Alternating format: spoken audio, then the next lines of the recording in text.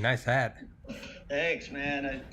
My wife converted me to a Boston Red Sox fan years ago. Oh, yeah? I mean, I grew up in, my brother and I, we grew up in Southern California, so I was a big Angels and Dodgers, even San Francisco Giants, Padres, West Coast, teams all the way.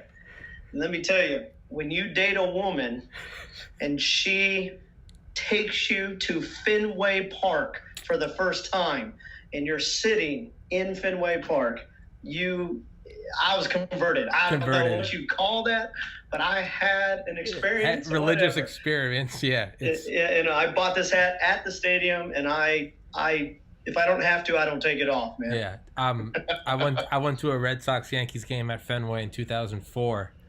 Actually, the season that they ended up winning the World Series, or was it 2003? But we went and we sat in center field and we watched the Red Sox beat the Yankees 18-1 with an in the park home run. Yeah, and I bought I don't have it with me, but yeah, I have a Red Sox hat from Fenway or from Yawkey Way. But sure. Yeah. No, I'm from New Hampshire, so yeah, man, you got it. Once you go there, man, it's a religious experience because you realize that Fenway Park opened about a couple weeks before the Titanic sank. And really, and April 1912, and you sit there and it's like, oh, holy cow, there almost is like a religious, like, I don't know what else to compare it to. You're right. It's very odd. It's like, it's like I couldn't put a scientific name on it, but you definitely almost feel like a century of games in there. It's That's right. Yeah, it's like a well-worn hat or like a good pair of jeans, man. Yeah. On a Friday night, seriously, yeah. No, it's a good cast iron pan. Yeah, that's what it feels like. It is, man. You go there and you're like, oh man. That's why there's so much resistance whenever they try to tear it down or put something new up. I swear to God, people in Boston start rioting. Oh. You're not going to mess with those people. In fact, my wife's from Boston. Oh, yeah. And when she worked so hard over the years to get rid of her Bostonian accent. She went in the National Guard. She was in the Army National Guard for 8 years and served during up until Desert Storm and everything. And I tell you what, because she was being made fun of because of her accent, she worked hard, got rid of her Bostonian accent. And it's too bad because I'm in love with it. Yeah. So the only time it comes out is if I'm in the doghouse and she's chewing on me a little bit. All of a sudden, that Boston accent comes out. And I love it, but I don't love it that it's coming at me that way. You know what I'm saying? It comes. Yeah, man. I mean, all my family on my dad's side is from New England. I know what you're talking about. I love it, man. Yeah. Don't get rid of that. Oh, exactly. Yeah, I love it. Her dad's accent is so thick. I need a translator. I think it's the opposite of Swamp People down from Louisiana. Yeah. If you've ever watched that show, they have subtitles. Yeah. They're speaking English. Yeah. But you need subtitles to understand them. Her dad's like that too. It's just amazing. I did my first 2 years of college at Valdosta State University, Southern Georgia, and I had lived in Atlanta for 9 years. And I thought I was, I understood Southern accents at that point. I vividly remember the day I moved in. Like, my brother and my mom dropped all my stuff off at my dorm. And I guess I had walked by a girl who wanted to come, like, introduce herself to me. So I remember I, like, was in my dorm and I, like, knock, knock, knock. And I opened the door. And I remember not understanding what she was saying. I legitimately was, like, very attractive, but I was just like, come again? Like, at first I said, like, I didn't hear you, and then I finally had to fess up. I was like, I don't know what you're saying. I do not know what you're saying. And she said, so she's like, hi, like, I'm Chris. I was like, oh, hey, yeah, nice to meet you. It is Swamp People. You kind of get used to it. See, I've never heard a northern accent so bad that I couldn't understand it. Mm-hmm. But I don't know. Maybe that's just the South. I don't know. But yeah, I know what you're talking about. It's where, you're like, are you talking English? Are you? Yeah, man, I don't know, dude, man.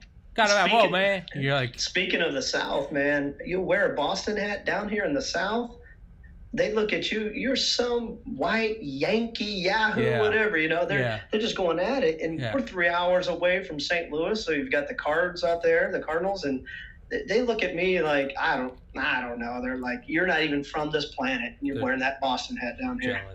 Jealous. That's right. That's right. I tell you what, my students, they get extra credit. They wear a Boston hat to school. Hey man, fair enough. Dude, my roommate was a TA. He came to do his master's at UGA, but he went to Boston College. Mm-hmm. He came down and he was getting his master's, and I don't even remember what. But yeah, he was a TA, like a teacher's assistant, and one of his students was this was in fall 2013, was Todd Gurley, the like star for UGA. And I remember Billy used to be like, I'd be like, Billy, how does sports influence your grading? And he was like, it doesn't, except for Todd Gurley, because Billy loved UGA football. He was like, Todd always gets an A for perfect attendance. I was like, has he ever come to class? He was like, not once, but he got perfect attendance. I was like, Billy, you're part of the problem. That's right. That's right. Perpetuating that problem. Let me tell you. Yeah. Tell you. Yeah. So yeah, man, what's going on? Living the dream. Are you kidding me? Living the COVID-19 dream. Unlike some of the other rest of the part of the country, living the nightmare of it. But I mean, we're just confined to the house still. The worst thing of it is I can get information online or TV or whatever on the national level, but locally, jobs and stuff like that, just not a lot of communication going on. As a teacher, I'm just spitting out things still for students. I don't even think I have maybe close to 50% participation right now. But I don't even think that's an accurate number necessarily. So, but we're kind of left in the dark. In fact, where I work, I just saw an email today, and the superintendent is retiring this year. They've got an interim in there right now. So you've got this changing of the guard right in the middle of this disaster, and you're just going, but we still don't know if we're going back at the end of April, May, not at all. No idea. It was like that the head of the, I don't know if he's still there, but the director of the FAA, his first day, September 11th, 2001.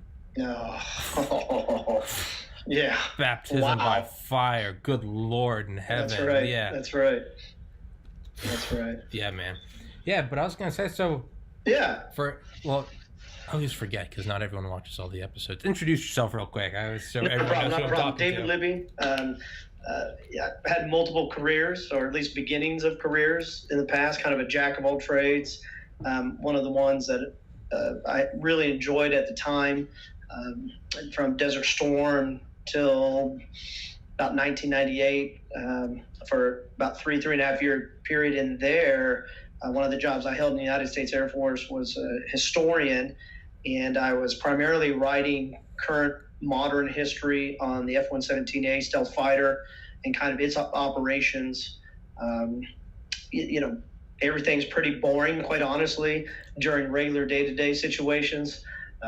But anything happens out of the ordinary, and it's like stirring up a beehive or a fire ant's nest or something like that, and just all hell breaks loose. And, even from a historian point of view, you've got to document it for future learning so you don't repeat the same mistakes. I mean, that's kind of the mantra of history anyways, and it's something that I've I've internalized over the years just from my own life. Is like, I want to learn and not stop learning to the day I die. Simply, in one sense, I don't want to repeat my own past mistakes, But so I had that career in the Air Force. After a while, got out, got my degree in English eventually, got kind of 2 degrees in English. So here I was, a professional writer who hated English in high school for 4 years. They'd just shoot me, gag me with a spoon. It was kind of an 80s saying, hated English. Ended up writing professionally as a technical writer, as a historian. It was ugly, let me tell you. Maybe take some English classes, ended up with 2 degrees in English, also 3rd one in education. Now I'm a high school English teacher, and sometimes as much as I love the aspect of teaching that I love, is that every day it's different. Yeah.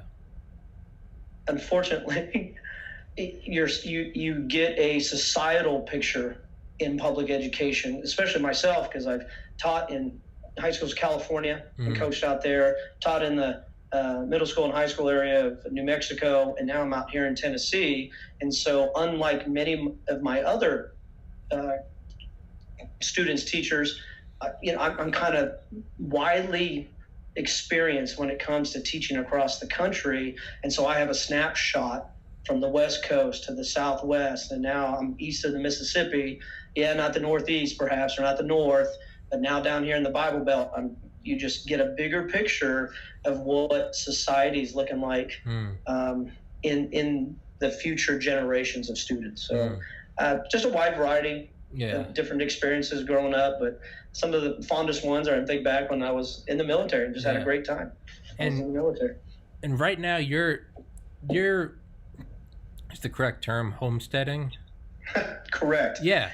It's correct. It's interesting that you're doing it's because of, of the time that in my life that I've met you, sure. in the last, known you for maybe 2 weeks. It just so happens to be during like the first global or the global hasn't been a global pandemic since 1918, and the world is shut down. Right. And I just so happened to meet this self-sufficient homesteader. So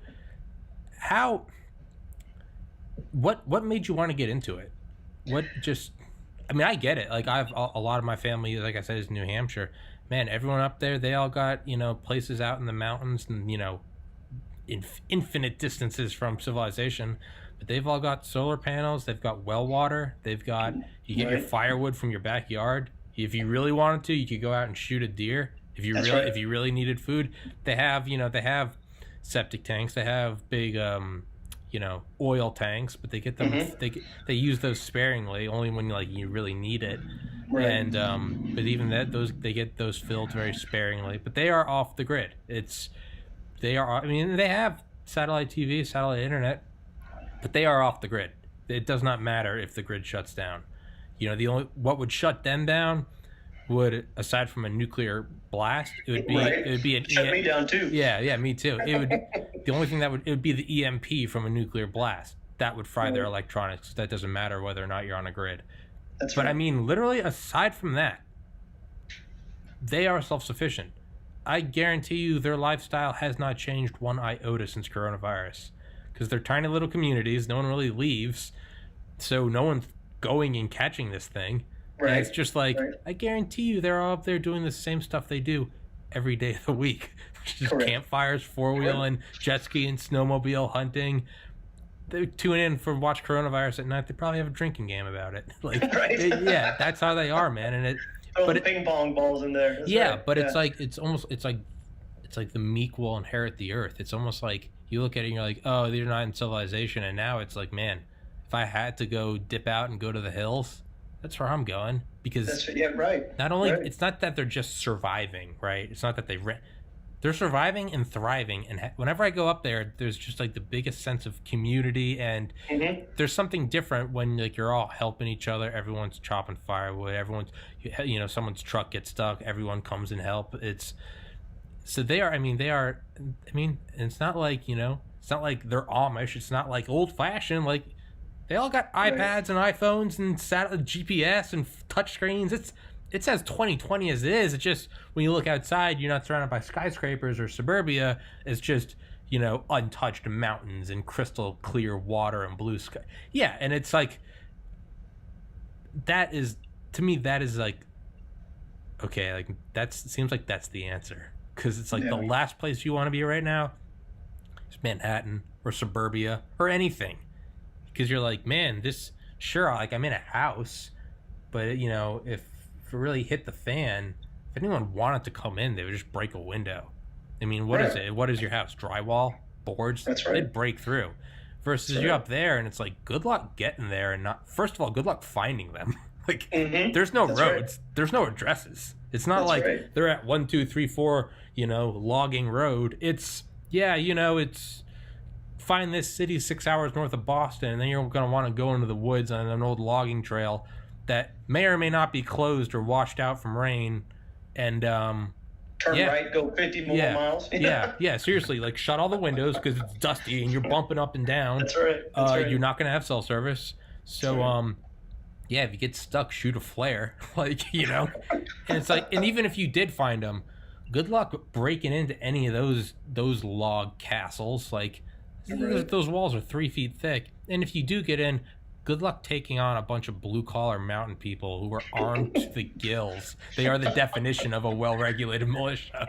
And I'm looking at it more and more, and I'm like, man, if I can get my podcast to get going and like make me $1, nothing. I'm not looking for millions. If I can just get enough to like, shit, man, I might just get like some satellite internet and just go bug out up into the hills because their lifestyle has not been interrupted.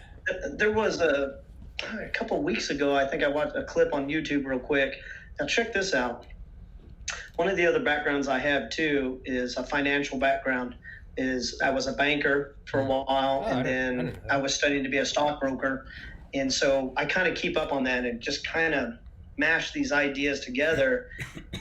And there was a clip, I think, on YouTube, and it was this guy who up in the mountains of West Virginia was the caretaker of some type of what do you call it when you I just had it. It's a timeshare. Think of it. I don't know if this is what it was, but it seemed like a timeshare type of opportunity where he had concrete bunkers. He had 2-story log cabin type of situations. They're all full with food and water. And what he does is for the members of that community, I think he charges them $1,000 a month or a year. I don't know how it goes. And so that, obviously, it sounds like it pays his salary or something, but he helps to maintain this so that in the event people need to leave, if they're in the city and they need to leave and they're a member there, they can go there and they have a place to sleep, food, water, shelter. I've read about those places. It sounds interesting for me as a money making side, as a stream of income, right? Where I can build something like that and then timeshare it out whenever you want, membership.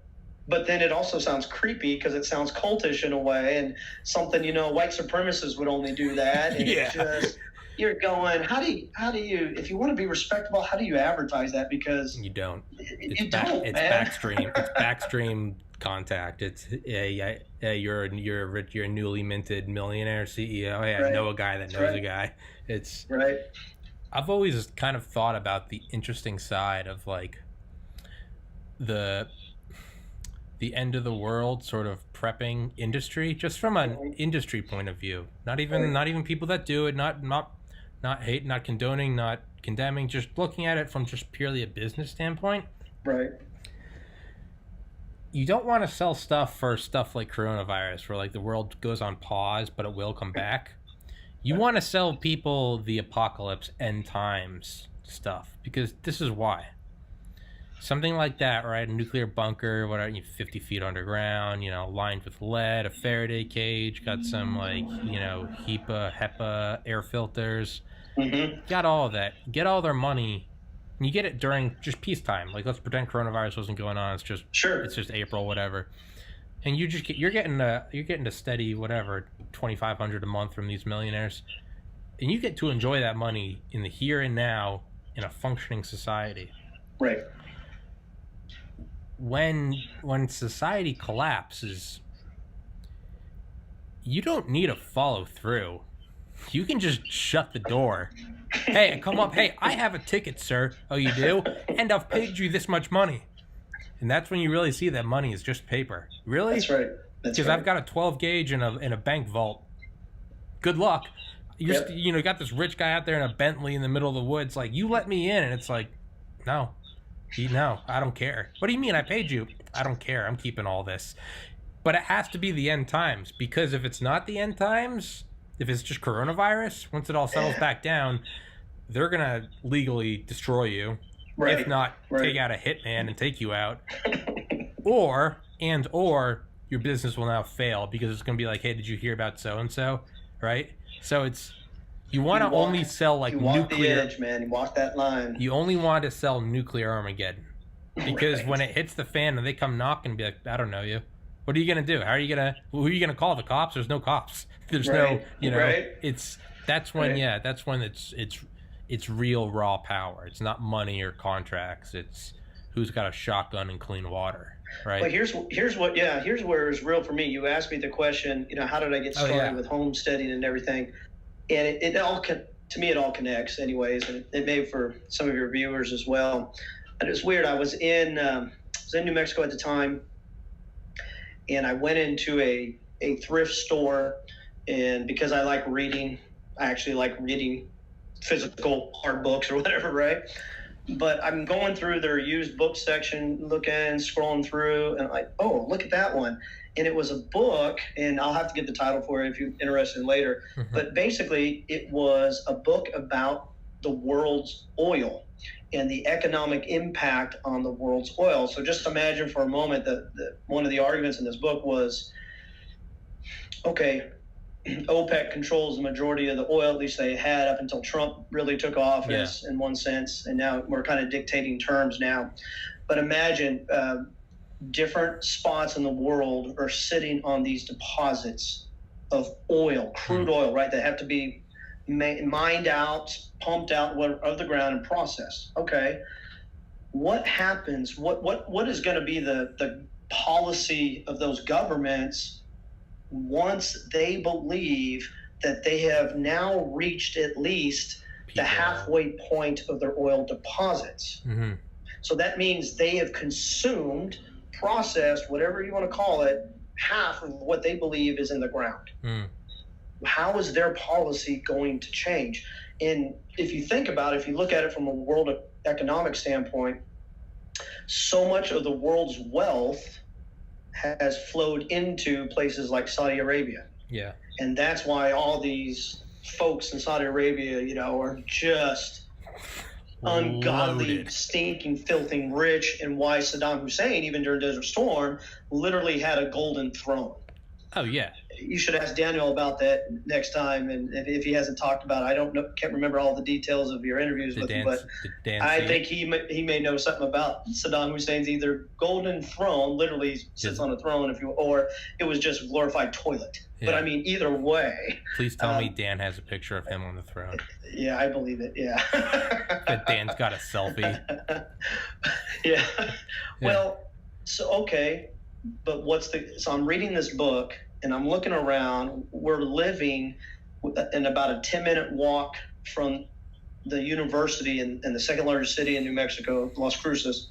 And we're less than a quarter acre. We're on top of each other, not like a bigger city like obviously LA, New York, but still where you're having to call the cops because of college parties and domestic violence, all this stuff. And it was just kind of getting worse. But I remember just reading this book going, what is going to happen to the world's economy once the shift of power changes because of oil? And I started looking around my house, and I'm going, I couldn't believe just how much stuff, material things I had in my house that was created from oil. Plastic, yeah. I mean, just everywhere you look, it seems like, or that oil is kind of the fuel source for the machinery to build something else, even a book maybe, just in one sense it's connected that way, right? If it's not in electricity, it's oil based. Yeah. So I thought, well, what happens when that disappears?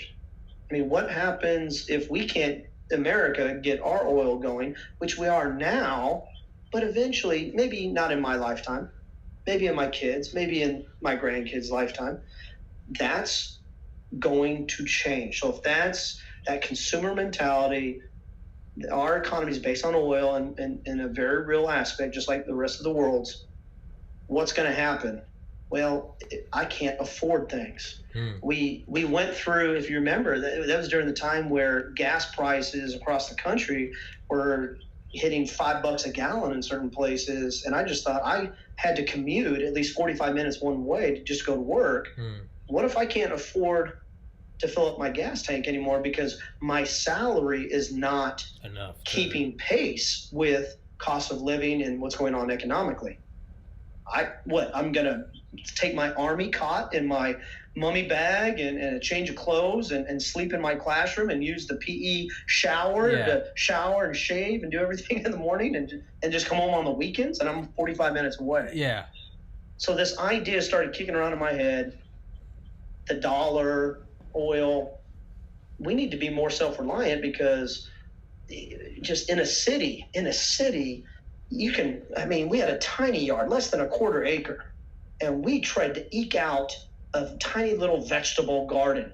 But because we're in the Southwest, it fried so much of the vegetables, and we had to plant in shade, if you can believe that or not. So they wouldn't get direct sunlight, and we couldn't even produce enough to feed our family on a regular basis. So that was just, I guess, the wheels just got turning. I talked to my wife kind of in conjunction with that. Being a public school teacher, I advocate for homeschooling.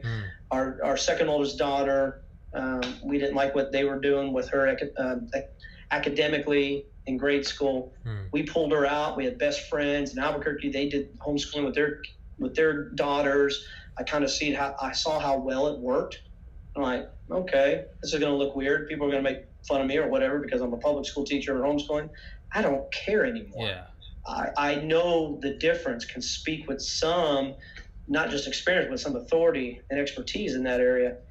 And so this all kind of mashed together, and eventually we got to the point where we're raising the kids that we still have in our household, but we weren't tied to staying in the desert. Water, huge issue in the desert. Yeah. I had so many friends that were farmers. How did they keep watering their crops? How did they provide for the country? Because these were bigger farmers. These weren't just local farmers for themselves. So these were, national farmers, if you will. And what I saw out there in the desert is the Rio Grande River, supposed to be the second, arguably, or the third largest river in the United States as a national resource. And 6 to 8 months out of the year, it's bone dry. And so these farmers they pay every year for these water rights. Yeah. So they could flood irrigate out there in the desert. And they're receiving less and less water for the same amount of price they're paying every year. Well, now they have to pump from wells. Yeah. And they've pumped so much of their well water out, and it's not being resupplied, right? Recharged. It's brine water now. So it's this foamy, salty kind of smell to it. Not stagnant, but you just go, how is that healthy? Yeah. But that's what they're relying. So they're fighting that battle out there. I'm going, if it hits the fan out here, so close to the border of Mexico, et cetera, how are we going to survive? And now we've been out here 3 years in Tennessee, and 9 acres just about. We're planting. My wife's been planting like crazy. Probably the largest garden we're going to have up to date. We're not 100% off the grid because we didn't buy property that far off the grid, if that makes sense. Yeah. We were looking for some type of happy medium. For example, if I can get out of teaching and I could do this full time, we can sell what we make. Everyone needs food. I've got some friends out here that are big time farmers. Yeah. Be it Tyson Birds, be it Crop Share. They own hundreds, if not thousands of acres. They work it. And that's the one thing they tell me all the time, David, I really admire what you're doing, because when you think about the basic needs of human society, we need shelter, we need water, we need food. Yeah. I guess we can run around naked if we have to, but I prefer some clothing personally because I burn in the sun. Yeah, a little too white. Yeah. Yeah. But it's where it all got started. It's weird. It's just a book, and eventually you start finding like-minded people. Yeah.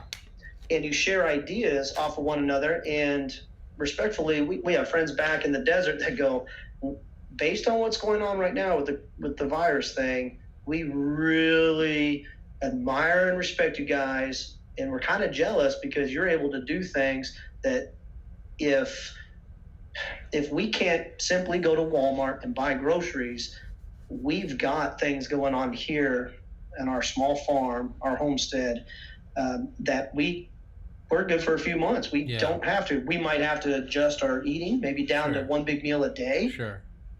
but we're not going to go hungry. And that's the thing that city folk are missing out on. Either I think they need to network and have friends that live out in the country and will buy food like chicken and beef and vegetables or whatever, so they can have that type of supply system, that network for them, or they need to come out here and kind of learn how to do all this stuff. I feel like with coronavirus, you're probably going to have more people like you. Yeah. They're going to be offering like, hey, you know, $1,000 a month, you will have a room reserved. Or $1,000 a month, or whatever it is. We will plant you this much acreage or whatever. Maybe not acreage, but proportionately. Based on your membership plan. Yeah. And if you don't right? if you don't use it, like you'll get 500 back. Like, So just what I mean, I don't know any business, but like, I think you're gonna see. I always get this weird feeling when I'm in cities. Just even years before coronavirus, there's this one here in Ocean City. There's this one sort of just seedy old building, and it's just like all your touristy crap, all your cheap t-shirts and posters, but it's this old building and they've just got inventory like you wouldn't believe. And I never go in there. I used to walk by it doing work because I would just look at it. Right. And it's an old building. Not in like the last century. It doesn't have any fire codes. And it's just stuck to the ceiling with just like dried out just posters, knickknacks, hats. And I'm just like, I don't go in there because I'm like, if someone dropped a cigarette, you'd have like 20 seconds to get out before it would be. I mean, think about like a brush fire. You clear it all. You gotta throw a match on there. You count to 30, and this thing's already dangerous. Like, that's right. Fire goes like fire is. It's quicker than anyone really thinks. Not that I'm some expert, but it's the same feeling when I go into cities. I kind of get that. It's like when you're in like downtown Manhattan. Maybe I'm just an anxious person. But I'm always like, aside from just like, okay, well, if there's a terrorist attack, it's going to be here. Not even that, though. It's just like, I could never stay there. I could never live there. Because it'd be like, if anything ever happened, any coronavirus, any sort of like disruption of the status quo, a deviation from our societal homeostasis, it's like, it's that feeling of being in the tinderbox. It's like, you're right there. It's like, where are you going to go? You're in the middle of a herd, and, there's a lion. There's nowhere to go. There's a lion on the mountain, and there's a lion up on the hill, and everyone sees it, and there's a stampede. You're done. There's just, and again, it's like, we always, well, I'm in my house, and it's safe. And it's like, your house is safe when, like, society's safe, because, like, there is the deterrent of, like, I'll call the cops. Like, if you're smart, you'll have a gun. But, it's the idea. It's like, you're in your house, and what keeps people from coming in, whether or not they think you own a gun, is like, it's understood that like police will be here, they will get fingerprints, and they will find you. And it's hit or miss. You're in America. You don't know if there's a double-barrel shotgun on the other side of the window. That's right. Shout out America. That's right. But ultimately, it's like, let's say during coronavirus, let's say it just got 10 times worse, and right now there's a delay in emergency services. What if there are no cops? If someone's really looking at it like, I want to get in there because I don't have food for my kid, ultimately, a window is just a pane of glass. You could take everything. You don't even need your hand. I mean, you just take a phone case and just, punch it hard enough. You're in. Then you can open it. That's right. The walls, again, it's my house. It's safe. They're very safe against, like, rain. We're very good at keeping minimal shelter. But these things are made competitively to be sold at the lowest price. That's right. This is not a bank vault. You really want to, man. In an apocalyptic scenario, you really want to. You have any decent sized truck, just hit a side, go, punch through the garage, back up, punch through a wall. You're gonna hit drywall. It's drywall. You might hit some studs. You might hit a couple 2x4s and mess up your truck. But you could literally bulldoze a wall with any automobile. I'm not saying you won't get hurt. Airbag will probably deploy. But, like, if you really want to get in, you can get in. There's no... The power and the deterrence, it's all... it's like when there's a median on the highway, there's a literal concrete wall. You can't get on the other side. When it's just a yellow line, my older brother John used to say, he'd be like, Hey man, don't forget that yellow line's just an agreement. It's an agreement. You're just hoping every car that comes the opposite way, you're just hoping that they are as sane or more sane than you. Because it's just an agreement. You talk to my brother, he says that yellow line is a suggestion. Well, Dan's a special guy. Yeah, he's definitely special. All right. Yeah. Oh yeah, he's really special. We love you, Dan.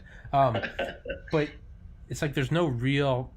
And again, it's like, well, I have food. There's the grocery store. If the prices go up, I got money. But it's like, what about when push really comes to shove and money kind of shows its face for what it is? It's just paper, man. You can burn it for fuel. You can have one good bonfire. You know, you can cook something. But there's a lot of like real power and real strength when you go up to these places in the middle of nowhere or down south. And it's like, they have gardens. They're surrounded by a literal million acres of lumber and what's the term for it? Man days of meat, meaning how many days of meat are there, or how many meals are there? I mean, there's hundreds of thousands of deers. And you know, Tommy, too, there's all kinds of aspects to this. So many benefits, like you're suggesting there. A term that's been thrown out, I'm sure. I know I've heard it here since the coronavirus hit the U.S. and it really started kicking off.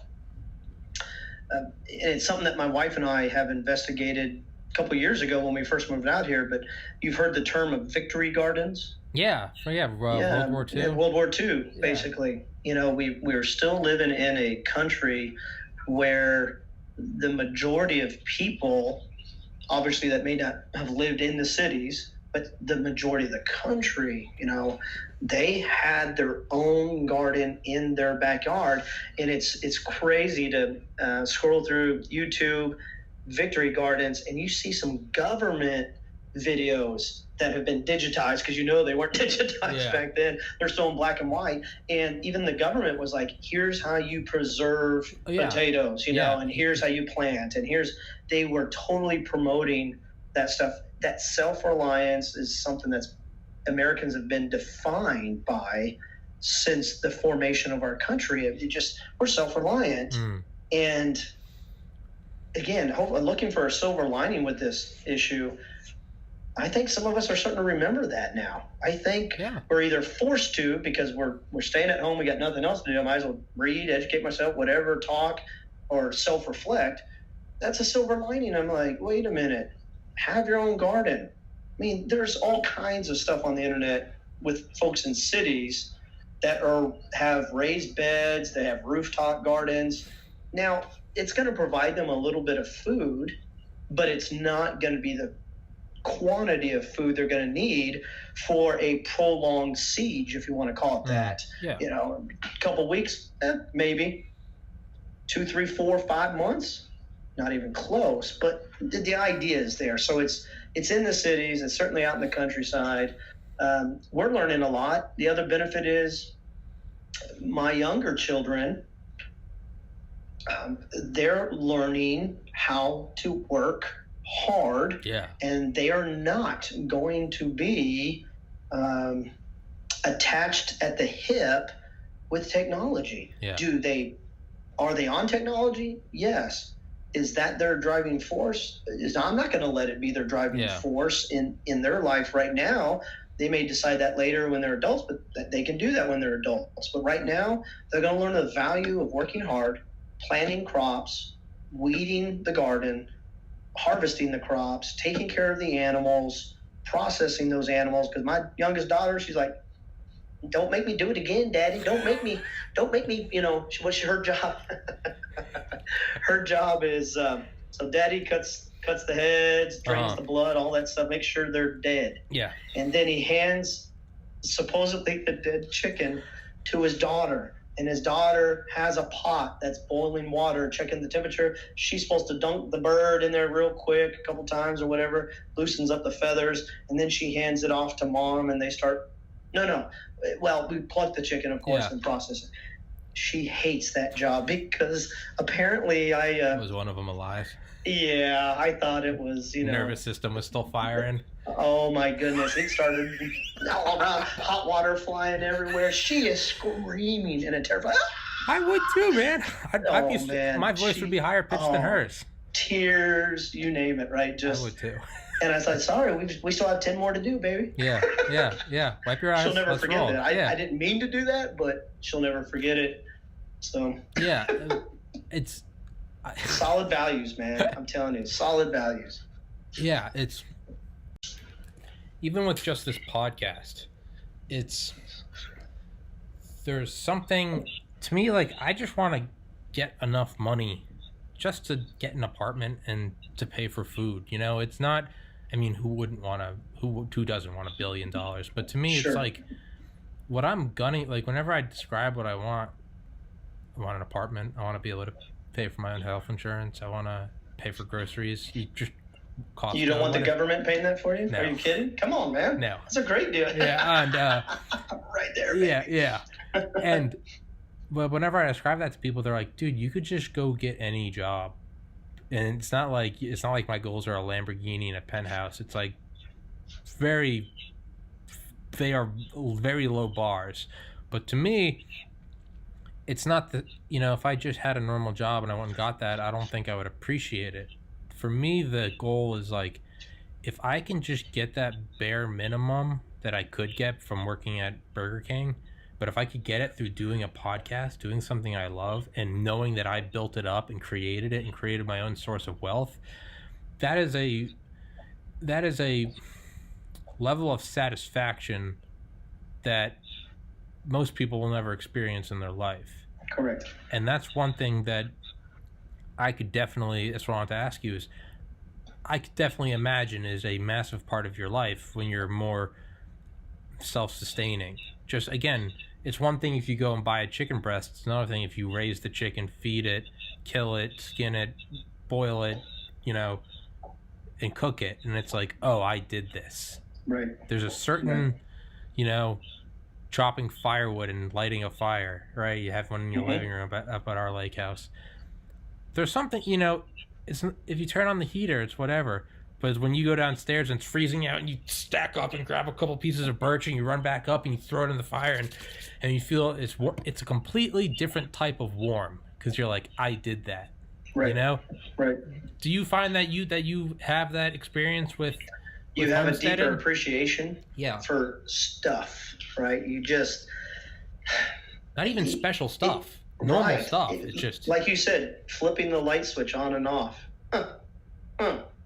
You know what? I love electricity. Sure. We want to get to the point where we can get some solar panels and get off the grid that way, or at least have my electric meter run backwards so they pay me each month. I would love, you know, that sounds good to me. But how much you just take that for granted.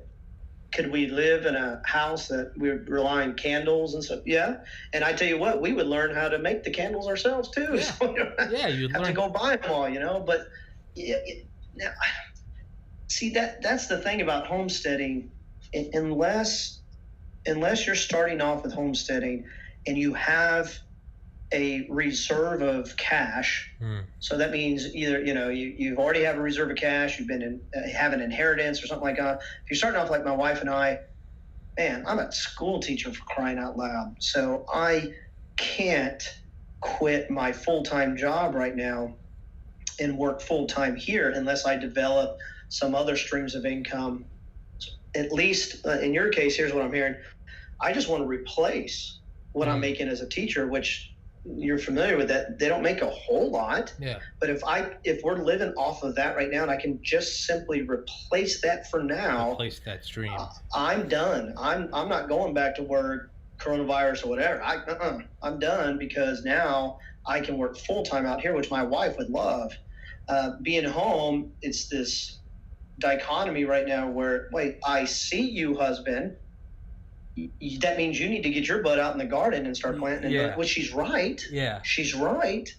But I'm also online. I'm still teaching during the day. So I know it frustrates her. It makes me frustrated because I'd rather be out there. Yeah.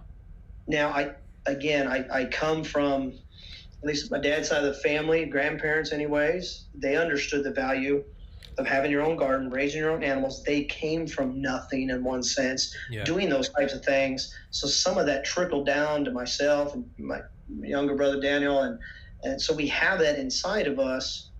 And so I want to be able to, at the end of the day, not my regular job, but I have to do that while I'm also doing this, put my head on a pillow knowing, wow, that's pretty neat. That's something that I or my wife or my kids did with their own bare hands, and they've actually accomplished something in their life. Yeah. Besides the academics, which of course I'm not negating that because they need to be intelligent.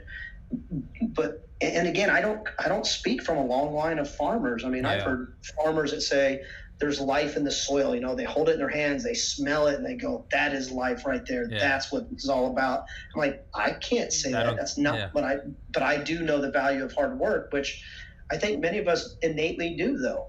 Yeah. It's just, what does that look like for people nowadays? Yeah. That don't live in the type of culture that my wife and I have chosen now to live in. Yeah. And that's not to say that living in the city is bad. It's not good. Right. It's not for me, you know. Sure. It's like it's like if we have different favorite colors, your favorite color isn't bad. It's just not my favorite color. Right. And I have to understand that, and you have to understand that. So I don't, you know, it's not like, oh, city folk. It's not, hey, dude, I love skyscrapers, dude. I've loved skyscrapers since I was little. I've read every, Sears Tower, 1,454 feet tall. World Trade Center is 1,351 feet tall. Burj Dubai, 2,708 or 2,821 feet. Chrysler Tower, 1,046. You know, it's like, I love skyscrapers. So I love cities. The bigger the metropolis, the better. I just don't want to stay there. And I'm scared of heights. I don't even want to go up. I just want to, from a distance. You saw the Lego tour, didn't you? Because it came through. We have something out here called Discovery Park of America. I built and Legos. Let me tell you, you would have loved this. I built Legos till I was like 18, yes, man. You would have loved this. So it was early last year. They had a VIP, were members out there, they had a VIP viewing of a traveling museum type display that was towers of the world all built in Legos. Yeah, I know what you're talking about. I tell you what, I played with Legos growing up as a kid, but seeing that, I'm going, I was one of those guys that even with the instructions, I couldn't build whatever it is I was supposed to build. So to be able to build these things, scale replicas of those skyscrapers. They're like 40 feet tall. Without plans, but it's Legos. It's amazing. They're huge. But you're right. That I love going down. I'm not an introvert. Yeah. I mean, I'm an extrovert because I enjoy talking to people, interacting with them. I can be real happy as an introvert being out in the country. Yeah. But I like going into cities and shopping, walking downtown, seeing the arts and entertainment. I love that type of stuff too. It's cool. There's a reason why, you know, people have been going to the big city forever. I mean, there's something about, you know, I've probably been wearing the same shirt for 10 years, but man, if there isn't something cool about going into like a 6th floor subterranean mall and it's all glitzy and the escalators and the food courts and like, it's awesome. It's awesome. Who doesn't like going to a skyscraper and you just look up and it's like, oh my God, you know, like that's pretty amazing. When I walked downtown in Boston for the first time, you know, my wife was showing me the sights. I'm going, it's pretty cool. I like Boston, honestly. I like downtown. The history Boston. is magic. It's like the cobblestone streets, and those are literally from the old like shipping routes. Literally the old like wooden and sail, because they'd use cobblestones as weight. Because, you know, they'd come to the colonies, they'd pick up all the sugar and the spices, they'd go back to England and they'd dump it all. But for the ship to come back, you can't have it really light because the waves will throw it around, so they'd fill it up with rocks. So what do they do when they get here? They got to dump the rocks. Where are the rocks? That's what all those old streets are in Boston. It's like there's a certain level of, like, magic. Yeah. And, I mean, I can get the fulfillment standpoint of, like, living in the city. Like, you and I are talking about producing our own thing. Right. I mean, I could definitely, like, I could see the fulfillment of if you live in, like, a penthouse in a city. Because it could be, I'm just speaking from that theoretical point of view. It'd be, I have worked so hard and I am so successful that I don't have to toil in the dirt. You know, people. I have room service. I mean, I'm a big executive in a penthouse. I have room service. I have maids come in. You know, I could see that fulfillment. Be like, I have achieved this lifestyle for me and my wife. Right. You know, so it's a different form of fulfillment. Right. You know, just not for the apocalypse. That's right. That's right. So you wanna create a podcast? Right, and one of my things Just is start. Probably because I've had just start. Dude. Being a jack of all trades over the years, it's kind of hard to know what direction to go with. You could just talk about a bunch of random topics, or you could be focused. Look at what I do, man. Right? Look at what I wanted to start a podcast from 2015 until 2019, and I finally did in December 2019 because I realized I was like, I'm just gonna start. People are like, what are you gonna talk about? And I was like, I don't know. And they're like, how am I going to start? Well, I'm like, to get on guests, it's hard getting guests when I'm like, hey, will you do my podcast? And they're like, yeah, can I see it? And I'll be like, I don't have any episodes. They'd be like, no. So I was like, okay, what do I need to do? I found one of my friends. I was like, hey, dude, will you do my first episode? He's like, sure. It was just some stupid conversation. But right. I did that with several friends until I got like 10. So now I could link the podcast and be like, here are my episodes. There you go. They've each got 10 views, but whatever. Right. And then I could get more, and then it was, reaching out and finding other. First it was just any friend I could, and then it was, how about interesting friends? JP Variano from, he was my older brother's friends from high school. His mom was the lunch lady.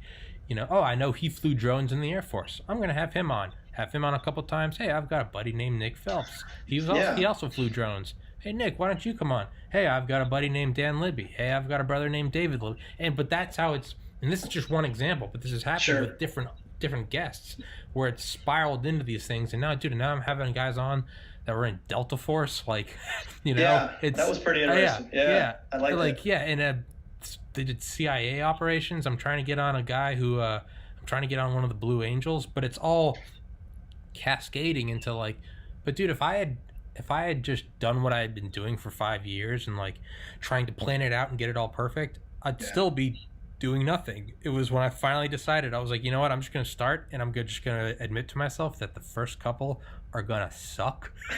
They're just going to, not only just like technologically, like the resolution was low, the audio is terrible. I didn't know how to edit. Literally didn't know how to edit. So I'd be like, all right, bathroom break. And there'd just be like 2 minutes of silence. And they'd be like, and we're back. And it was like, how many people were listening to my podcast and then just got silent? And they're like, screw this. And I just kept doing it. And, now I've got a microphone, $100 microphone. Nice. Audio's a little better. I still don't know how to rip audio directly. So I just have it right next to the speakers. I have it. It's up on like a stack of boxes. Nice. So it's right by the speakers. Okay. It's all right. I have a laptop. I don't have an editing computer. So what do I have? I got a couple fans from Amazon. They're these like plastic cased fans. $20. They're really quiet.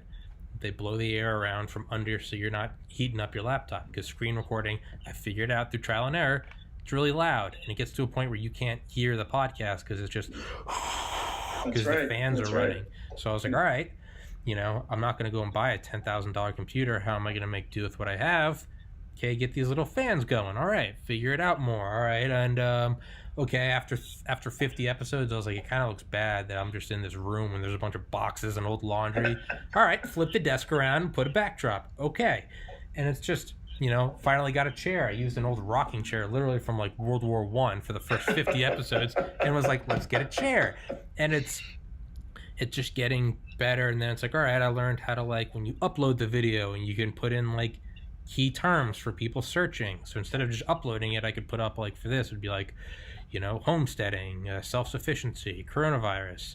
Not only that, it's like, if you can get different effects if you put the same word in the title, the description, and the tag. Oh, okay, now you can get more views. And it was and still is, and I imagine will continue to be, a brutally raw trial and error. It's like the game Operation. Okay, not going that way. All right, not that one. But as you go, you start to see the outline of where you're to be working in. Sure. So once you've figured that out, you're no longer buzzing, whatever the buzzing may be, microphone cutting out, overheating. Then once you've established that outline, which I think I've got to now, knock on wood, I'm at episode 74. Now it's like, okay, now I can get into like the content, like Do I find planned podcasts are better? No, I find they're dry and not natural. Okay, so I have on guests. Listening to my own episodes, oh wow, I interrupt a lot. Okay, so I should have a notepad next to my laptop. So when you say something, I go, okay, I write it down and I can come back to that instead of losing that thought. Right. Just little stuff. Okay, like I don't want to be losing my episodes because each one of these takes a lot of time to produce. So I got an external hard drive. Like, all right, so as soon as it's uploaded, I put it on the external. So in case anything happens to the computer or the YouTube channel. But just little stuff. And not only that, is I start to find, what am I interested in? I used to be like, what will be an interesting episode for guests? Well, if you do that, it's just going to be boring. Right. So I'm like, okay, like, what do I want to talk about? I had on David Libby last time. We talked about aliens. I got it all out of me. If I, at the beginning of this podcast, I remember thinking, I was like, all right, let's talk about aliens again because people like that. But I was like, we already had the discussion. What are we gonna do? Talk about the same thing again? And I was like, hey, we're in a global pandemic, and here's a homesteader. And there, I don't plan any of this. Now we have a great conversation. And coming full circle, then it leads to crazy things like talking about how the podcast gets built. That's right. And it leads to this. That's so right. It's, yeah, man, I would just say, like, there's some, as you know, there's just some basic tenets, man. It's like, work hard and be consistent. But aside from that, dude, it's a wildly personal experience. And some people, they have super polished, edited podcasts. That's great. That's not for me. That might be for you. You might get a GoPro and like go and film your gardens or whatever, you know, cooking a chicken or planting or skinning a deer or whatever. That might be more your style. You might do little 5-minute podcasts. Maybe you do big. Have you ever found that you say, you know, what is interest to you, Tommy, to be able to make podcasts around that? You ever find, if you're like me, there's so many different things that I am interested in. So I could do a section on, you know, all this planting and skinning deer and heck, shooting squirrels and making squirrel soup, and that was our anniversary meal when I got home last October. She, hey, surprise, it's our anniversary. Really? What's for dinner, honey? Squirrel soup. I'm like, let's do it. Let's learn. You know, perfect. Yeah. But I also like politics. Yeah. I like talking about those hot button topics that people are scared to talk about, or they're afraid they're going to hurt people's feelings. And I'm going, dude, the Second Amendment allows me to have all these guns in my gun case over here so that I can blow your face off if you try to usurp my power and enter my house without my permission. And harm my family. And not only that, you can also... You know, it's true, though. I mean, that's... Or if the government decides to do that. So either way, tyrannical that government. Second Amendment gives me that right as a citizen. So I love talking about the evils of public schools. I love it. I love it. But my comrades in arms there in the public school system, a bunch of Democrat hippies or whatever, but got some good folks that I work with, but man, they won't open their eyes, man. So I love talking about that stuff. So I have this problem. I think I just kind of circle around and do stuff, but I think you're right. Maybe over time, kind of find your niche and see. Do you pay attention to viewer response, or have you got that part of it yet? Well, what I mean is, are you getting suggestions through that pipeline so you can think of future possible episodes? I don't know. It's still so small that I don't get a lot of comments. Sure. It's at a point where I get I was gonna say I was just kind of laughing, like I was just thinking today, like this is off top, but what you just said about, you know, like my liberal coworkers, I just kept thinking, like, what the funniest part about life is that you know that they are all together. Like, I know a great guy named David and Tommy, but those idiot conservatives, if they're open their eyes. I saw a quote from like the 60s, and it was, the protesters create the police create the protesters. And it's like, you all need each other. And I was just like, that's kind of beautiful. In a time of such divisiveness, it's kind of beautiful to be like, can't we all just get along? Exactly. Or even if we don't get along, just acknowledge that, like, you almost don't want to all get along, because then who are we going to argue with? You know? It's like, it's... And my biggest pet peeve, man, is people that are not informed with the issue or the topic at hand. So, again, talking just with other folks, I'm going... Now, I'm not saying they have to spend as much time in research and reading and talking about it as I have. And I know there's people out there that do it so much more than I do even. but at least I want to have a somewhat intelligent conversation with people about those hot topic issues.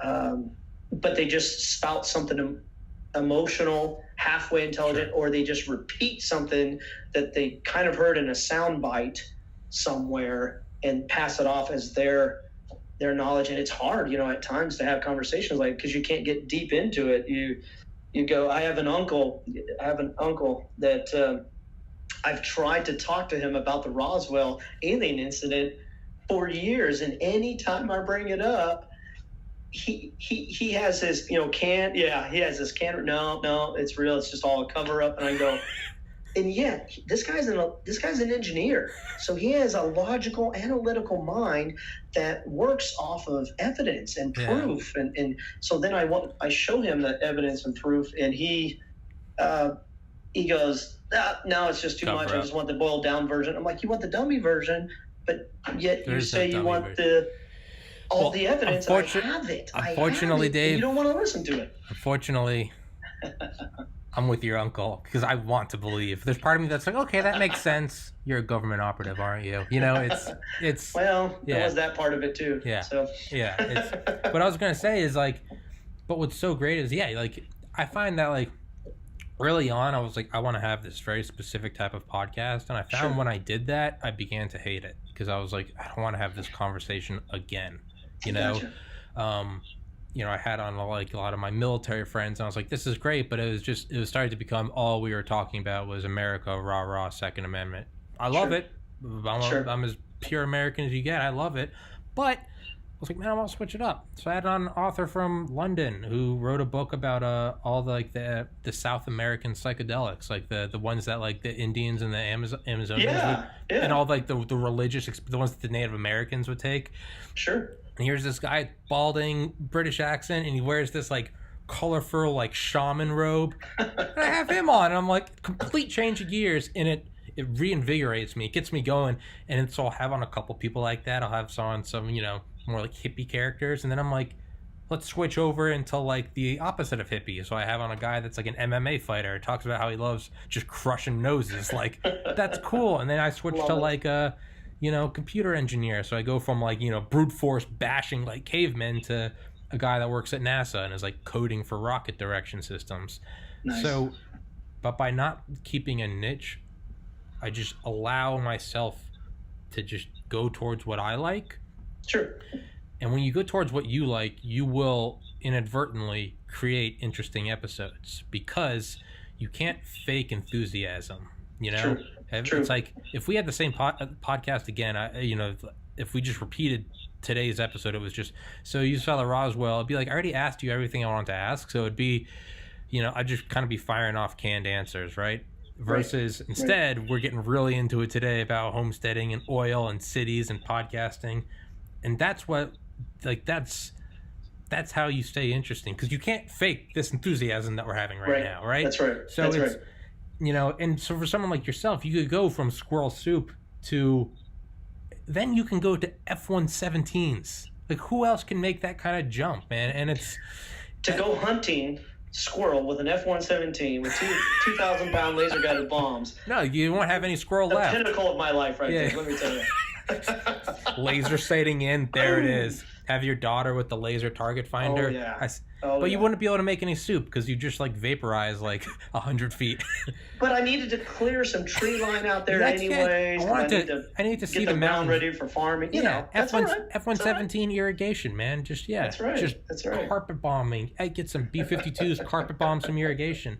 But that's what you can do, man. Is you can talk about that. You can go from Boston to Roswell UFO to public school teacher to F-117 to whatever. Hey, and we won't even get into this episode about Compton, LA area. So I'm not. You lived in Compton? We got stories down there too. So we grew up in Southern California. So we got stories. I got stories. Exactly. We got stories. That's what I mean. Is And again, we need to find a time for Daniel and I to get on here. Yes. And just hit record.